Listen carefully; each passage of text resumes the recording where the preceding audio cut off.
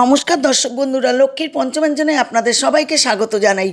আশা করি আপনারা সবাই ভালো আছেন, আমিও ভালো আছি। আজকে আরেকটি রেসিপি নিয়ে চলে এসেছি, ইলিশ মাছের একটি রেসিপি। দেখুন, ইলিশ মাছের পাতলা ঝোল।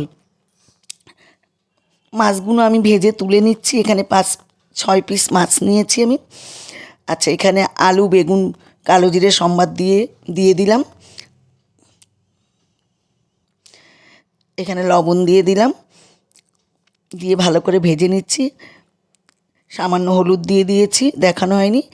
ভাজা ভাজা করে মশলাটা কষিয়ে, মশলা বলতে কিছু না, হলুদ আর লবণ, জল দিয়ে দিয়েছি, গরম জল।